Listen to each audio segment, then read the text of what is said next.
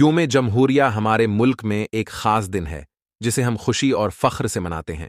یہ ہر سال 26 جنوری کو ہوتا ہے۔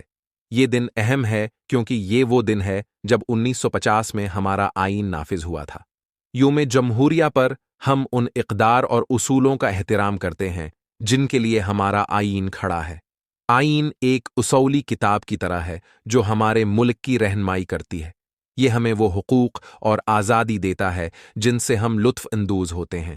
اس میں کہا گیا ہے کہ ہمارے ملک میں ہر شخص برابر ہے اور سب کو اپنے خیالات کا اظہار کرنے کا حق ہے۔ دن کا آغاز دارالحکومت میں ایک عظیم الشان پریڈ سے ہوتا ہے جہاں فوجی اتحاد کے ساتھ مارچ کرتے ہیں۔ بحیثیت قوم ہماری طاقت اور اتحاد کا مظاہرہ کرتے ہیں۔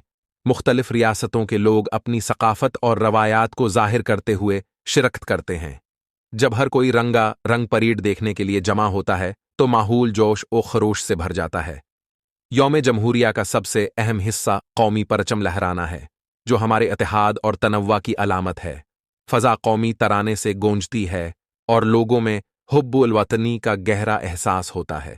اسکول اور کمیونٹیز بھی یوم جمہوریہ کو ثقافتی پروگراموں، تقاریر اور حب الوطنی کے گیتوں کے ساتھ مناتے ہیں۔ یہ ہمارے لیے ذمہ دار شہری ہونے اور اپنے ملک کی ترقی میں مثبت کردار ادا کرنے کی اہمیت کو یاد رکھنے کا دن ہے۔ سادہ الفاظ میں یوم جمہوریہ فخر، اتحاد اور ان اقدار کو منانے کا دن ہے جو ہمارے ملک کو عظیم بناتے ہیں۔ یہ ہر ہندوستانی